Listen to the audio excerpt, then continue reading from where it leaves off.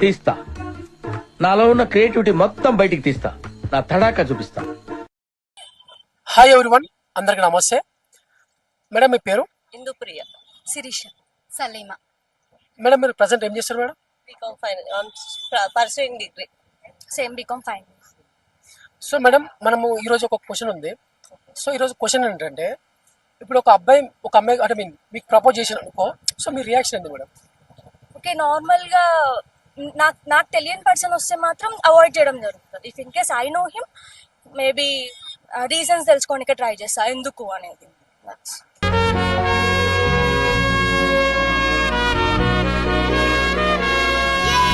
Love అంటే I love you అని word అంటే అసలు ఫస్ట్ మీకు ఏమనిపిస్తుంది, మీకు ఏం గుర్తొస్తుంది? నార్మల్లీ అదొక క్రింజ్ వర్డ్ అయిపోయింది సొసైటీలో. అంటే ఇంతకు ముందుకు దాన్ని ఒక ఫీలింగ్ లాగా తీసుకునే వాళ్ళు. ఇప్పుడు ప్రజెంట్ జనరేషన్ మొత్తం జీన్స్ జనరేషన్ రావడం వల్ల అదొక నార్మల్ ఐ లైక్ యూ ఎలా నార్మల్ అయిపోయింది, ఇప్పుడు ఐ లవ్ యూ అనేది అంత సింపుల్ వర్డ్ అయిపోయింది. వాళ్ళకి చెప్పడానికి కూడా అంత ఈజీ అయిపోయింది. అంటే ఇప్పుడు ఐ లవ్ యూ అంటే చాలా మంది ఒక భూత పదంలా చూస్తారు అన్నమాట. ఎందుకు నెగిటివ్ అయింది సొసైటీలో? నార్మల్ అందరూ వాడడం వల్ల అది అట్లా క్రియేట్ అయిపోయింది. కొందరు వాడుకొని ఇట్లా వదిలేయడం, దాన్ని బట్టి కొంచెం బ్యాడ్ గా పోర్ట్రే అయిపోయింది. మేడం ఇప్పుడు ఈ రోజులల్లో మనకి ఎక్కడ చూసుకున్న పేపర్లు చూస్తే పొద్దు చూస్తే ప్రేమ జంటలు చంపేయడం జరుగుతుంది. ప్రతి డైలీ ఒకటి మనకి కనిపించేవి చాలా ఉన్నాయి, కనిపించేవి ఇంకెన్ని ఉన్నాయో తెలియదు సొసైటీలో. ఎందుకు అంటే ప్రేమ పెళ్లి చేసుకోవడం తప్ప? అంటే ఏ మ్యారేజ్ అయినా కానీ తప్పు కాదు. ఇఫ్ ఇట్ ఇస్ అరేంజ్ అయినా కానీ లవ్ అయినా కానీ అసలు తప్పు కాదు. కాకపోతే అండర్స్టాండింగ్ ఉండడం. ఇప్పుడు if in case love marriage చేసుకొని ఇద్దరు చనిపోయి ఏం లాభం? అది కరెక్ట్ కదా. అంటే నేనేమంటానంటే వాళ్ళు చనిపోవట్లేదండి, వాళ్ళు లవ్ మ్యారేజ్ చేసుకున్నందుకు సొసైటీ వాళ్ళ అమ్మాయిని చంపేస్తారు వాళ్ళని. అంటే మేబీ క్యాస్ట్ పిచ్చి ఉంటది కదండి. నార్మల్ గా ఫస్ట్ నుంచే క్యాస్ట్ అనేది ఉంటది. సో ఆల్రెడీ ఇంట్లో టైట్ పొజిషన్ ఉన్నప్పుడు లవ్ మ్యారేజ్ చేసుకొని ఫ్యామిలీస్ గురించి కూడా ఆలోచించాలి. మెయిన్ సడన్ గా 20 years పెంచిన పిల్ల సడన్ గా ఎవరితోటో వెళ్ళిపోతే వాళ్ళకైనా ప్రాబ్లమే కదా. కానీ ఇప్పుడు ప్రేమించిన అబ్బాయిని పెళ్లి చేసుకునే స్వేచ్ఛ, ఆ ఫ్రీడమ్ మనకు ఉంది కదా. ఉండొచ్చు, కాకపోతే ఒప్పించి చేసుకోవడం కూడా అదొక రైట్ ఉంటది కదా. ఓకే, వెయిట్ చేయొచ్చు, ఒక 10 years వెయిట్ చేయొచ్చు, 5 years వెయిట్ చేయొచ్చు. అంతే ఏం ఆల్మోస్ట్ ఇప్పుడు 30 years దాకా మ్యారేజ్ చేసుకుంటున్నారు కదా. సో 18-19 years రాగానే ఎవరినో ఒక ఇన్స్టాగ్రామ్ లో ప్రేమించడం. మొన్న వచ్చింది కదా ఒక న్యూస్, ఇన్స్టాగ్రామ్ లో ఒక పర్సన్ లవ్ చేయడం వల్ల అమ్మాయి వాళ్ళ మమ్మీనే చంపేసింది. సో అది రియల్ లవ్ కాదు కదా. అలాగా సో కొన్ని ఇన్సిడెంట్స్ వల్ల పేరెంట్స్ కి కూడా లవ్ మ్యారేజ్ అంటే ఒక బ్యాడ్ ఒపీనియన్ అయిపోయింది. అలా అన్నమాట. అంటే if in case for suppose నేను ఒక బాయ్ ఫ్రెండ్ తీసుకొచ్చి మా ఇంట్లో పరిచయం చేస్తే వాళ్ళు ఆటోమేటిక్ గా వద్దు అని అంటారు. ఎందుకంటే బయట సొసైటీ వాళ్ళ పేరెంట్స్ మైండ్ సెట్ అట్లా ఉంటది కాబట్టి. అలా సో అట్లా ఇంకోటి ఏంటంటే మేడం, ఏమంటే ఇప్పుడు ఈ రోజులల్లో ఈ మేల్ డామినేషన్ ఉంది అని మీరు అనుకుంటారా? లేదు మేల్ డామినేషన్ లేదు. ఈక్వాలిటీ ఉందంటారా? ఈక్వాలిటీ ఉంది అనుకుంటున్నా. మేడం ఇంతకు ముందుకు మేల్ డామినేషన్ ఉంది ఒప్పుకుంటా, కాకపోతే ఇప్పుడు ఈక్వాలిటీ ఉంది అనుకుంటున్నాను. సో నేను ఇంకో క్వశ్చన్ ఏంటంటే, రీసెంట్ గా మనకి ఇక్కడ పేపర్లు చూసుకుంటే ఎక్కడ చూసినా ఒకప్పుడు అబ్బాయిలు చూసి అమ్మాయిలు భయపడేవాళ్ళు కదా. అంటే ఇప్పుడు రివర్స్ అయిపోయింది. అమ్మాయిలు ఎంతో మంది ప్రతి డైలీ ఇప్పటికి 20-30 మెంబర్స్ చంపేశారు.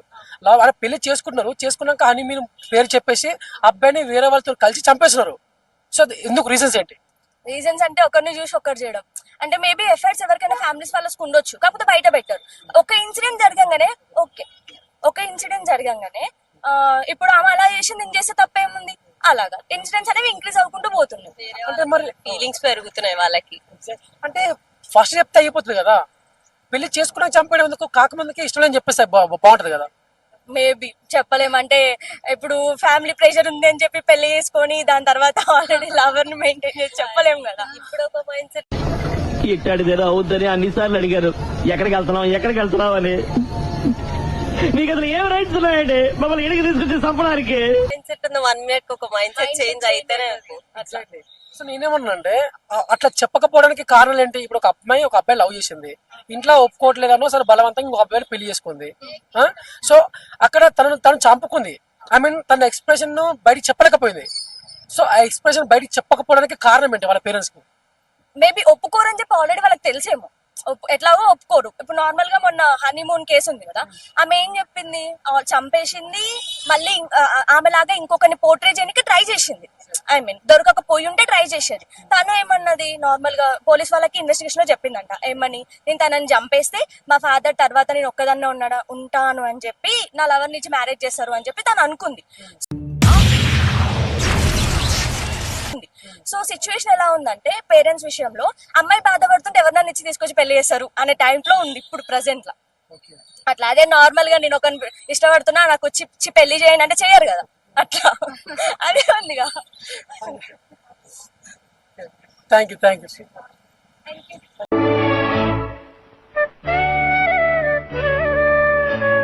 అసలు లవ్ మీద మీ అసలు ఒపీనియన్ ఏంటి? లవ్ మీద పేరెంట్స్ కి డాటర్స్ కి అందరి మధ్యలో ఉండేది లవే. కానీ అందరూ ప్రతి అబ్బాయికి అమ్మాయికి ఉందని అనుకుంటారు, కానీ అది అందరికి వస్తుంది. అది ఫ్రెండ్ గాని అన్న గాని తమ్ముడు గాని ఎవరికైనా గాని అందరికి వస్తుంది అది. ఇది జస్ట్ ఇద్దరు అబ్బాయి అమ్మాయి కలిసి మాట్లాడితే ఇంక ఏదో అది ఇది అట్లా కాదు. అది ఏదైనా లోపల నుంచి వస్తుంది. ఏదో ఇట్లా మాటలు మాట్లాడేసి 4 రోజులు ఇట్లా ఫోన్లు మాట్లాడుకొని ఇట్లా నడిచి వెళ్ళిపోవడం అయితే అస్సలకి అట్లాగానే కాదు. అసలు అది లవ్ కాదు. నేను నిజం చెప్పాలంటే లవ్ లో ఇంకా మెయిన్ అండర్స్టాండింగ్ ఉంటే తాను ఇక్కడ అమ్మాయి అమెరికాలో అబ్బాయి ఇండియాలో ఉండి కూడా బతకొచ్చు.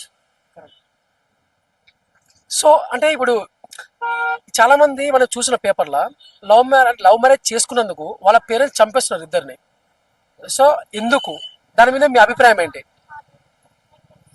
అబ్బాయి అమ్మాయి కరెక్ట్ లేకపోవడం వల్ల అబ్బాయి అమ్మ ఇప్పుడు ఒక పేరెంట్స్ కి నా కూతుర్ని ఆ అబ్బాయి కరెక్ట్ గా చూసుకుంటాడని ఒక నమ్మకం వస్తే వాళ్ళే చేస్తారు కదా. చిన్నప్పటి నుంచి అన్ని ఇచ్చిన పేరెంట్స్ ఒక అబ్బాయి విషయంలో ఎందుకు ఇయ్యరు? అన్ని ఇచ్చినప్పుడు ఇది కూడా ఇవ్వాలి కదా. అంటే అమ్మాయిదైనా తప్పు ఉండొచ్చు, లేకపోతే అబ్బాయిదైనా తప్పు ఉండొచ్చు, లేకపోతే ఏం తెలియకపోవడం కూడా ఉండొచ్చు రీజన్ అబ్బాయి గురించి. అంటే అబ్బాయి గురించి తెలియకపోతే చంపేస్తారా? క్యాస్ట్ ఫీలింగ్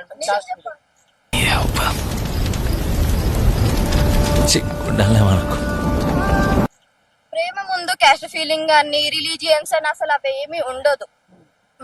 మరి ఎందుకు చంపడం? పేరెంట్స్ ఎంతో ప్రేమ పెంచుకున్న వాళ్ళు సడన్ గా చెప్పబెట్టకుండా అలా వెళ్ళిపోతే ఎవరికైనా బాధ అవుతుంది కదా. చాలా పేరెంట్స్ ఎన్ని కోరికలు పెట్టుకొని పెంచుకుంటారు పిల్లల్ని. చంపడం కరెక్ట్ అనట్లేదు, వాళ్ళు ఆ సొసైటీ అలా చేపిస్తుందేమో అనుకోవచ్చు కదా వాళ్ళని. సొసైటీ ఇంకోటి లేచిపోయి వెళ్ళిపోవడం పిల్లలది కూడా తప్పు కదా. అన్ని చెప్పిన వాళ్ళు ఇది కూడా చెప్పొచ్చు కదా. టైం పట్టొచ్చు కానీ కాని పని అయితే కాదు కదా. పేరెంట్స్ ఎందుకు ఒప్పుకోరు? ఎంత ఇష్టంగా పెంచుకున్న పిల్లలు వాళ్ళకి ఏదన్నా కావాలి అంటే ఇవ్వకుండా ఉంటారా? పేరెంట్స్ ఇస్తారు కదా. ఎప్పటికైనా టైం పట్టవచ్చు, ఓపికతో ఉండండి. సెల్ ఫోన్స్ అంటే ఒకటి పెద్ద భయం లాగా చూసేవాళ్ళు. ఇప్పుడు అబ్బాయిలను ఎట్లా చూస్తున్నారో సెల్ ఫోన్స్ అంటే అప్పుడు అట్లా ఉండే. కానీ ఇప్పుడు సెల్ ఫోన్ లేకుండా కూతురు అసలు ఎవరు ఉంటలేరు. పనులు కాదు ఉంటలేరు. ఫస్ట్ ఆఫ్ ఆల్ పనులు కానీ కాకపోని ఉంటలేరు అసలు ఎవరు. కాకపోతే పిల్లలైనా కానీ కొన్ని రోజుల వరకు ఒప్పించారు. దాని తర్వాత అదే అవసరం అయిపోయింది ఇప్పుడు ప్రెసెంట్ ఉన్న సిచ్యువేషన్ లో. సేమ్ అట్లనే లవ్ లో కూడా ఆ టైంకి కాకపోవచ్చు, కానీ ట్రై చేస్తే వర్కౌట్ అవుతుంది. కాకపోతే ఇక్కడ పిల్లలది ఎంత తప్పు ఉంటుందో పేరెంట్స్ కూడా అంతే తప్పు ఉంటది. పిల్లలు అన్ని విషయాలలో వచ్చి ఎట్లా చెప్పారో సేమ్ ఈ విషయంలో వచ్చి చెప్పుంటే కరెక్ట్ ఉండేదేమో అని నా ఒపీనియన్. ఓకే మేడం, ఇప్పుడు ఐ లవ్ యూ వర్డ్ ఉంది కదా. సో ఐ లవ్ యూ అని పదం విన్నప్పుడు కానీ ఆ పదం చూసినప్పుడు కానీ అసలు మీకు ఫస్ట్ ఏమనిపిస్తుంది? అది ఓన్లీ అబ్బాయికి అమ్మాయికి సంబంధించినది కాదు కదా. పేరెంట్స్ కి కూడా చెప్పవచ్చు. పాజిటివ్ థింక్ చేసుకుంటే అది మీ థాట్ మీద బట్టి ఉంటది. అది మీరు తప్పుగా అనుకోవచ్చు, కరెక్ట్ గా అనుకోవచ్చు, అది దానికి సంబంధం ఉండదు కదా. చాలా మంది మీద డిపెండ్ అయి ఉంటది, అవతల పర్సన్ మీద డిపెండ్ అయి ఉంటది. నాకు ఒకలాగా అనిపిస్తుంది, తినకు ఒకలాగా అనిపిస్తుంది, కానీ అది మనం తీసుకునే దాని మీద ఉంటది. అంతేగాని వాళ్ళు ఏదో చేస్తారు మనం కూడా అదే చేయాలి ఇదే కరెక్ట్ అనుకోవడం అది తప్పు. సో నేను ఎందుకు అడుగుతానంటే ఐ లవ్ యూ అనే పదం అంటేనే ఇది ఒక భూత పదం లాగా, దాన్ని వినకూడదు, అదే అబ్బో అన్నట్టు అట్లా మాట్లాడుతారు సొసైటీలో. అది ఎందుకు అట్లా పోర్ట్రేట్ అయింది చెప్పండి. లవ్ మ్యారేజ్ చేసుకొని డివోర్స్ తీసుకోవడం కూడా ఒక మెయిన్ ప్రాబ్లం అనేది నా ఒపీనియన్. అంతే. అంటే అన్ని కరెక్ట్ ఉండి చేసుకొని అంటే పేరెంట్స్ ని కాదని అందరిని కాదని వెళ్ళిపోయినప్పుడు సేమ్ అట్లనే ఉండాలి. బ్రేక్ చేయడం ఇదంతా దీని వల్ల కూడా మెయిన్ ప్రాబ్లం అంటే పేరెంట్స్ ఇట్లా చంపేయడం అది ఇది. వాళ్ళ పిల్లలు వెళ్ళిపోయారు కానీ వాళ్ళ లైఫ్ అయినా కరెక్ట్ ఉంచుకున్నారా? అట్లా కూడా లేదు కదా. మరి ఆ మాత్రం పోవడం ఎందుకు, ఇట్లా వాళ్ళ వీళ్ళని చంపడం ఎందుకు, అసలు ఈ ప్రాబ్లం తెచ్చుకోవడం ఎందుకు? ఫస్ట్ ఆఫ్ ఆల్ లవ్ అంటే ఏంటో ఫస్ట్ అది అర్థం అయితే ఈ డైవర్స్ ఇవన్నిటి అసలు ఏవి ఉండదు, ఈ చంపడం కానీ అసలు ఇవేవి ఉండదు. అది ఇంకోటి ఇంకా గలీజ్ పదం అనేది అస్సలు కాదు, అది ఎవరికైనా ఉంటది అది. సో నేనేమో ఇంకో క్వశ్చన్ ఏంటంటే, మనకి ట్రెండింగ్ టాపిక్ ఏంటంటే, మనం ఎక్కడ న్యూస్ పేపర్ చూస్తే ఒకప్పుడు అంటే అబ్బాయిలను చూస్తే అమ్మాయిలు చాలా భయపడేవాళ్ళు కొన్ని రీజన్స్ వల్ల. కానీ ఇప్పుడు ఎట్లుందంటే పెళ్లి చేసుకున్న అబ్బాయిలు చాలా మంది భయపడతారు. ఎందుకంటే ఎక్కడ చూసినా కానీ పెళ్లి చేసుకున్నాక చంపేస్తారు అబ్బాయిల్ని. ఎన్ని న్యూస్ చంపేసి ఇక్కడ డ్రమ్ములు వేయడము, మిక్సర్ వేసేయడం, అంటే ఎంత దారుణం అయిపోయిందంటే అట్లా ఎందుకు చంపేస్తారు చెప్పండి, అసలు కారణం ఏంటి? అమ్మాయిలు అబ్బాయిలను చంపేదానికంటే అబ్బాయిలు అమ్మాయిలు చంపేదాన్ని కూడా ఎక్కువ ఉంది కదా. ఇది ఒక్కటే ఎందుకు పాయింట్ అవుట్ చేస్తారు? ఎవరురా నువ్వు ఇంత టాలెంటెడ్ ఉన్నావు? ఇప్పుడు జరుగుతుంది, ఇంతకు ముందు జరిగినాయి కదా, అవి కూడా పాయింట్ తీసుకోవాలి, వ్యాలిడ్ పాయింటే కదా అవి కూడా. రీజన్స్ ఏంటంటే మేబీ అండర్స్టాండింగ్ ఉండకపోవచ్చు అబ్బాయికి అమ్మాయికి మధ్యలో. పిల్లలకి జస్ట్ వారానికి చంపేస్తారు. దాని మీద నో కమెంట్స్, మాకు అంత ఎక్స్పీరియన్స్. చెప్పండి మేడం. అబ్బాయి కరెక్ట్ లేకపోవడం కూడా ఉంటాయి కొన్ని. ఇప్పుడు ఒక అబ్బాయి ఒక అమ్మాయిని అన్ని విధాలుగా కరెక్ట్ చూసుకుంటే అమ్మాయి ఎందుకు చంపుతుంది? ఏదైనా ఒక విషయంలో తక్కువ అయి ఉండొచ్చు కదా, అందుకోసం ఆ అమ్మాయి ఇట్లా చేసి ఉండొచ్చు. నాకేమనిపిస్తుంది అంటే వాళ్ళు ఇష్టం లేదు పెళ్లి చేసుకురేమో అనిపిస్తుంది. ఇష్టం లేని పెళ్లి చేసుకొని మస్తు మంది హ్యాపీగా ఉంటారు. అట్లాంటి మరి మన పేరెంట్స్ కానీ వాళ్ళ పేరెంట్స్ కానీ అందరు ఇష్టపడే చేసుకున్నారా? అదే అండర్స్టాండింగ్ ఉండాలి కదా. అండర్స్టాండింగ్ ఉంటే ఇట్లాంటివి కావు. అండర్స్టాండింగ్ లేకుండా మాకు ఇష్టం ఉన్నట్టు మేము చేస్తాం అంటే ఎఫెక్ట్ ఉంటది కదా. లవ్ కన్నా ఎక్కువ అండర్స్టాండింగ్ ఉంటేనే, అండర్స్టాండింగ్ నుంచి లవ్ వెళ్తుంది కానీ లవ్ నుంచి అండర్స్టాండింగ్ కాదు ఎప్పుడు రాదు. ఫస్ట్ అండర్స్టాండింగ్ తర్వాతనే లవ్కి వెళ్తుంది. అది అండర్స్టాండింగ్ ఉంటే ఎప్పటి వరకు చచ్చిపోయేంత వరకు కూడా ఉండొచ్చు. మా పేరెంట్స్ కూడా మ్యారేజ్ అయ్యింది, అరేంజ్ మ్యారేజే. అండర్స్టాండింగ్ లేదు, కలిసి లేరు, ఇప్పటికీ కలిసే ఉన్నారు. అట్లా అండర్స్టాండింగ్ ఏదైనా కానీ అండర్స్టాండింగ్ మీద డిపెండ్ అయి ఉంటది. ఏ రిలేషన్ అయినా, అది అబ్బాయికి అమ్మాయి కానీ కాదు, మదర్ కి డాటర్ కి కూడా, లేదంటే డాడీకి కూతురికి కూడా. సో మేడం ఇంకో క్వశ్చన్ ఏంటంటే, మేల్ డామినేషన్ ఇప్పటికి కూడా ఉంది అని మీరు అనుకుంటారా? ఎస్, ఉంది. మెల్ డామినేషన్ ఉంది. అంటే ఏ విధంగా? ఇప్పుడు అమ్మాయి పుట్టిందంటే డస్ట్బిన్ వేస్తలేరా? అంతే.